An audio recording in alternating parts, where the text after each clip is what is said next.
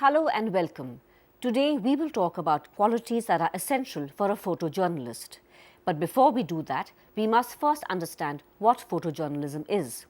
We discussed documentary photography, social documentary photography, and street photography in the last episode.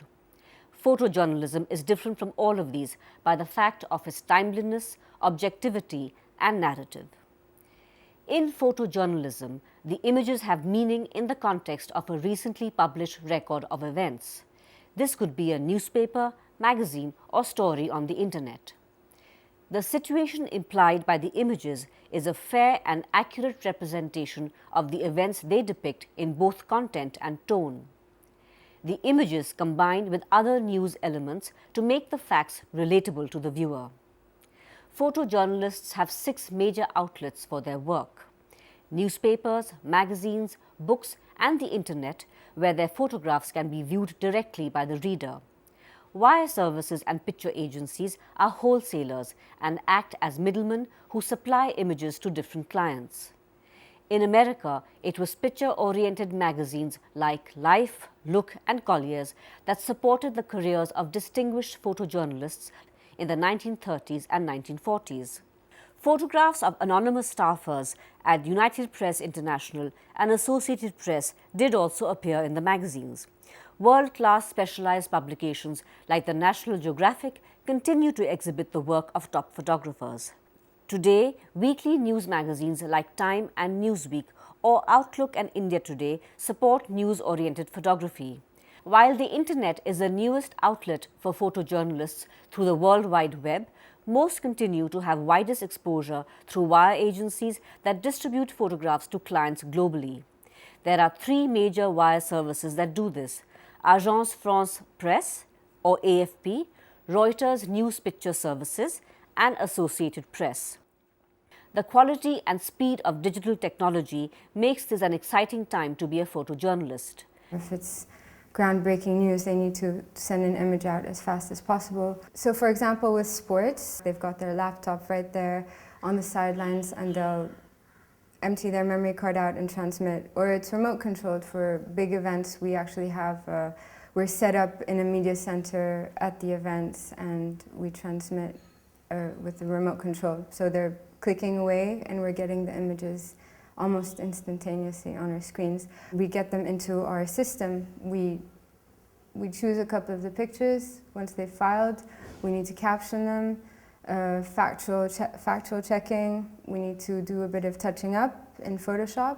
Photoshop rules are the same as the darkroom time. So we still go on those bases that we can only touch up, like we do a bit of dodging or color rectification, but nothing else. We cannot eliminate any information or add anything to the images.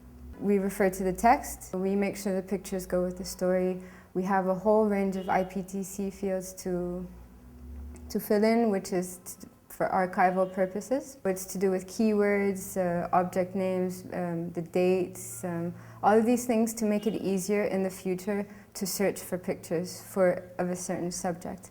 Once that's done, we need to select which clients we would send the image to. The clients are, it's done through countries basically, so we select the countries who would be interested in these pictures. Newspaper or magazine photographs illustrate, educate, delight, and enrage. They bring life, color, and emotion to a newspaper page that would otherwise be grey and stale without them. In this episode, we will talk to multiple award-winning photographer Pablo Bartholomew, who is amongst the top 100 photojournalists of all time.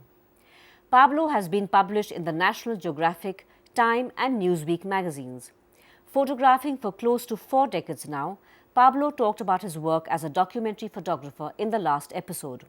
Today, he gives us an insight into what it takes to be a successful photojournalist. He began his career at a turbulent time in India's political history with the French-American photo agency Gamma Liaison, where he worked for more than 20 years. Basically, I started my photojournalistic career in 1983, and it started with, the last months of Mrs. Gandhi being in power, and then the whole Punjab problem emerging at that time. and the cry for Khalistan, and then her sending the troops into the Golden Temple, then being assassinated by her bodyguards, and after which there was Rajiv Gandhi coming to power, Bhopal, the gas tragedy, and then the many natural disasters that happened in Bangladesh. The cyclones, those days cyclones were very frequent in Bangladesh, and then going into, let's say, the whole Ram Mandir issue, and then culminating with the breaking of the demolition of the Babri Masjid. As Pablo tells us about the challenges of picture taking in a new situation, we will also have more of Maral Degati, photo editor for AFP in Delhi, to give you a view of the dynamics at work in a photo agency. To begin with, what is expected of a photojournalist, either working for a publication or a photo agency that supplies photographs to newspapers and magazines? A photojournalist for a wire agency, I think it's the dynamism. It's to be able to go out on a daily basis and get some pictures in. Because a wire agency, you have to feed the beast. It's this huge machine that never stops, and is constantly demanding more images, more pictures, because the world is moving faster and faster. So it's about having a determination and a real drive to go out every day and find some pictures, not only on a daily basis, but also to be a storyteller. A visual storyteller. With new social media and digital, things available nowadays.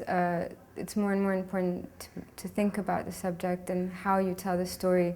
So yes, aesthetics, which is the more artistic vision, but also finding that story, the important stories that are out there every day, and doing that as well as going out into the field and on demand, getting some pictures fast, which is not an easy task. A knowledgeable photojournalist produces pictures that add to the reader's understanding of the community, and a good photo editor would go for an image that is thought-provoking, not just a literal image. So producing good pictures is also a function of editing. It's very important. It's very important. The photographer will do the preliminary editing. So he's the visual storyteller. He's the one who's been out there. He knows he has the sensitivities of what's actually going on, of the contextual importance, the emotional side, if you wish. And so once we get the pictures as editors, we have to bring value to the images. So we have to look at them globally as a series, if there is a series. Look at the package and see what is being said, the value of each image, of course, but what it brings together as a group of images. People in Europe look at pictures differently from people in America. Maybe people here in India look at them differently. So it's a function of how the visual aesthetics are looked at in different parts of the world and what they choose. And that's a process, which is beyond your control. In the old days, we never really saw what we shot. So it's always a matter of how the story is edited. With the digital era, you can review and preview what you've shot immediately, but when you were shooting film, in the old days, I would actually send my film out to Paris to be processed to the agency. So one actually never saw many of the pictures until they were run in the magazine. So that's how you knew what you had shot. But you had a sense of where you were and what you were getting. Captioning often determines the success of one photograph being widely used over others. At the end of the day, you have to be true and honest to what you saw, what was happening, and the editor could be thousands of miles away, coming completely from a different culture. So you have to use the basics, rules of journalism, which is you describe everything as to how, what, when, where, and you hope that something that you say will have an effect. But at the end of the day, I mean, a bad picture with a wonderful caption is not going to make that fly, and sometimes a good picture without adequate captioning can also lose out.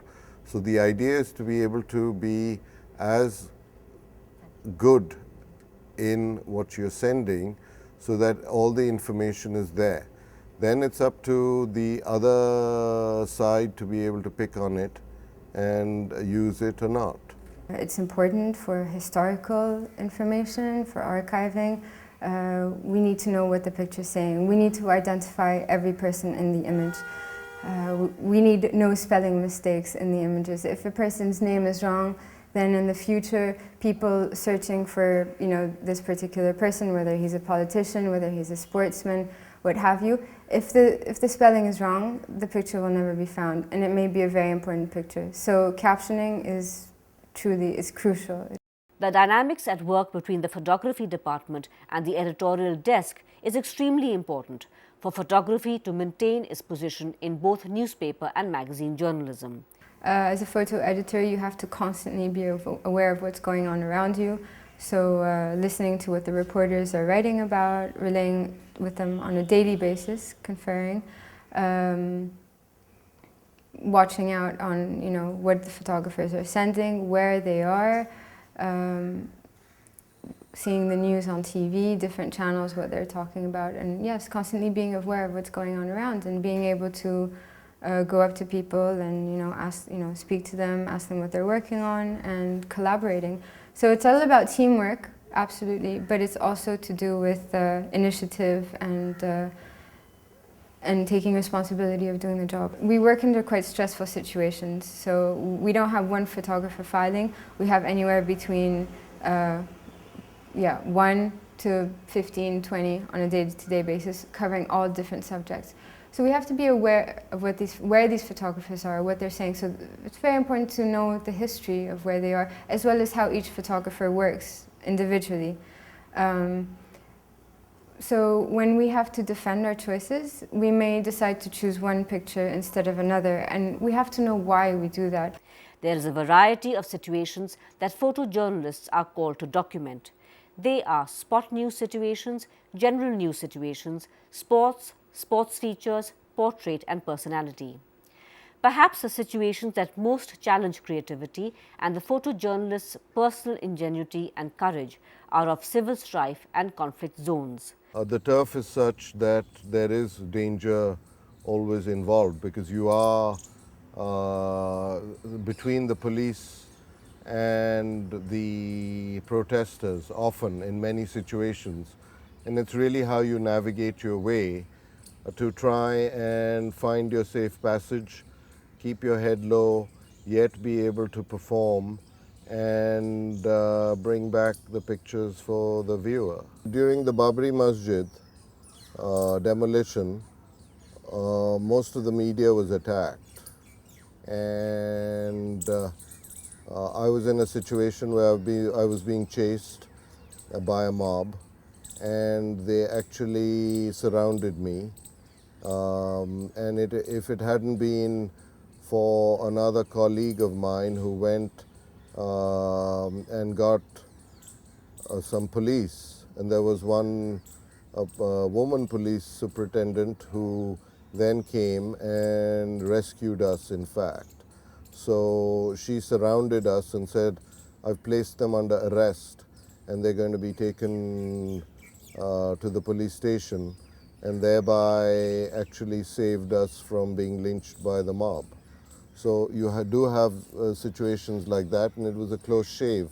Situations like this covered by the world media present yet another challenge to a photographer to capture for posterity that one moment that distinguishes his photograph from the rest. Like in news, often there are multiple versions of the same situation. So for example, there's this picture of a man standing in front of a row of tanks, and that's quite a famous picture from Tiananmen Square. and there are 7 versions of it that I know, but there's one which is the most loaded and uploaded. So those sort of things happen. So, I guess by the nature of something being printed or getting an award, then that image gets more celebrated than the others. Conflict reporting and war coverage has made the career of many talented photojournalists with the invention of the Leica 35mm rangefinder camera in the 1920s. In fact, it became a favorite of David Douglas Duncan, a staffer with Life who became a famous war photographer. However, even today, the Leica is a camera that some turn to in certain situations. We allow a scope of individual input, so if people want to use a Leica camera, which normally perhaps isn't correct in a journalistic sense, they can. And then we have, say, photographers who will experiment with digital media. They'll invent new ways of photographing. So in the sports, for example, at the moment with the with the Asian Games, in Shanghai, we have a photographer who's invented this new way of taking underwater photographs, and he's doing really well, and other people are following. The Leica, which was unobtrusive, light and easy to use, heralded the reportage style of Henri Cartier-Bresson, regarded as the father of modern photojournalism.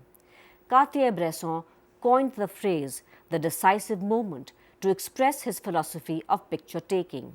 However, in a general news situation, what is the decisive moment? I feel, yes, there is a moment, whether you want to call it the decisive moment or the magic moment or the moment where everything comes together. But again, what is that moment? I mean, many things can be made the decisive moment to suit an editorial purpose. So, I mean, whether it's you want to make a politician look ugly and you photograph him with a bad expression or a finger up his nose, or he's sort of looking distraught. Cartier-Bresson is described as an expert in capturing that special moment when small incidents occurred. It is an immediate sketch. You can't correct it. If you correct it, then it is the next picture, is how he himself explained it. In photographing the aftermath of the Bhopal gas tragedy in 1984, although a disaster situation, it was a split second captured by Pablo Bartholomew that forever rendered the picture he took its status as an iconic visual representation of the gas leak.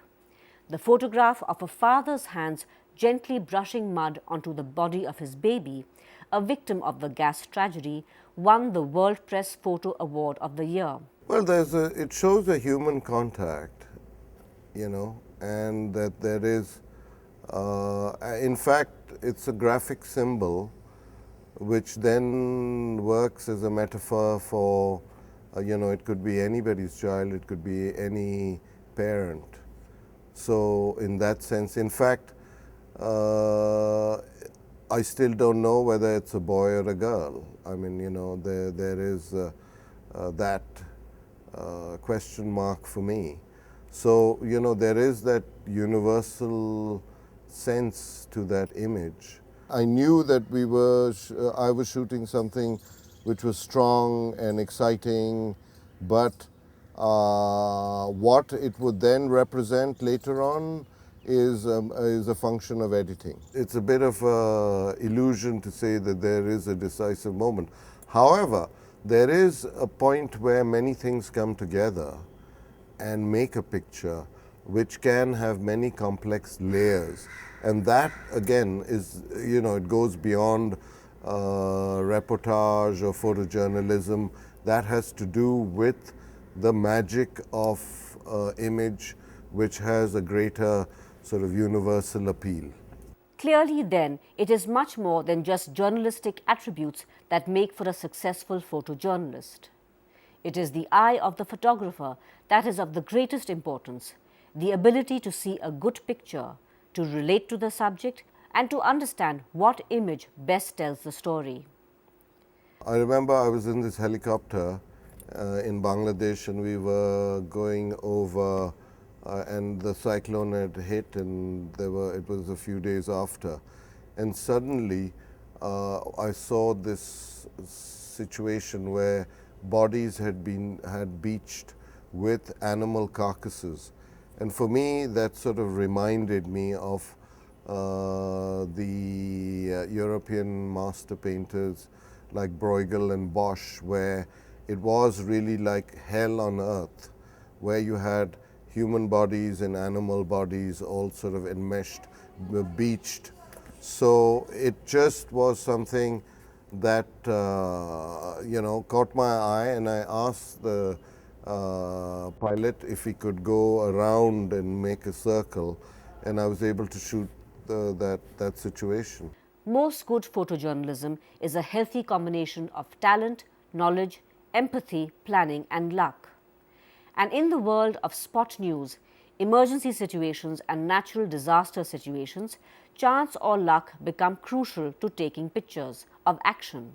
There has to be some kind of planning, whether it's planning the kind of equipment you take, the clothing you carry with you, how much of equipment, how light are you going to travel.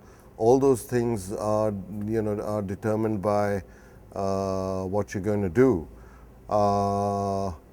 And if it's a photo story that can be planned in terms of structured, you have to make those phone calls and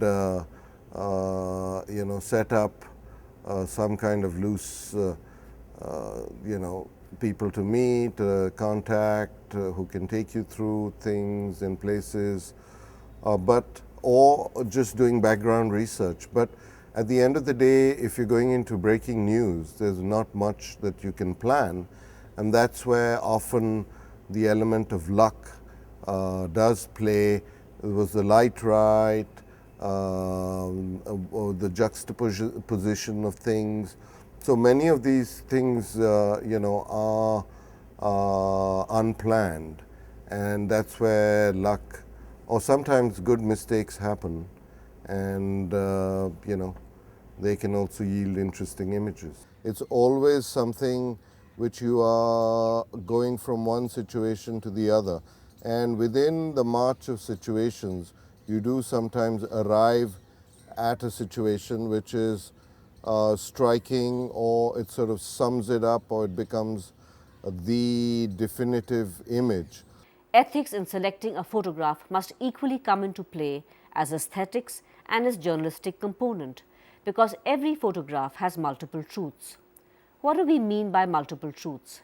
Simply explained, this means if you photograph a subject from different angles, compositions, or even different lighting, it will tell you more than one thing about them. All photographic situations present multiple truths, but sometimes the truth becomes blurred in situations of internal strife, whether it's the state versus its people or two communities warring with each other.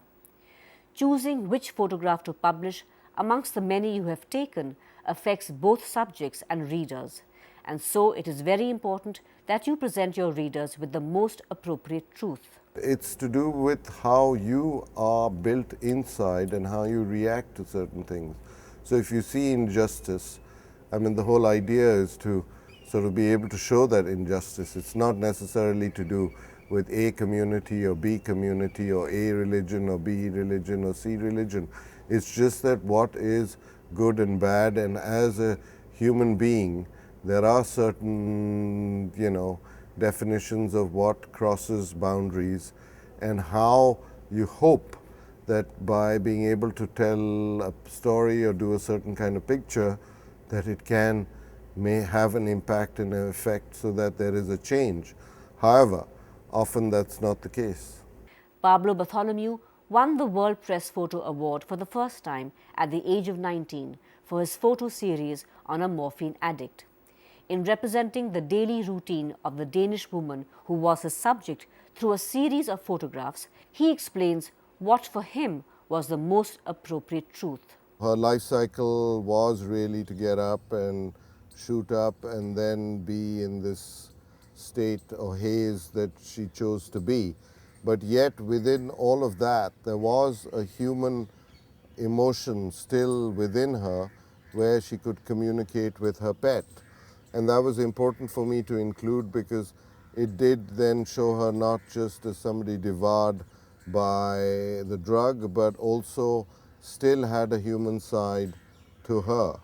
So it's really how you build. You can shoot pictures, but then if you choose to eliminate something, it has a totally different sense.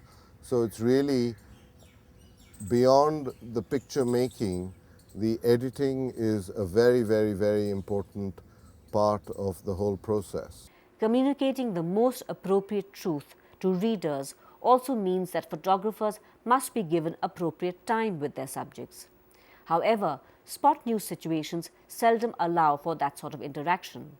So in the midst of emergency and disaster situations where events unfold rapidly, or even in a normal assignment of picture taking, what is the just right ethical theory for photojournalists? You need to be respectful of what you're photographing, not be exploitative, not be manipulative, and just look at what you're photographing with respect so that that comes through.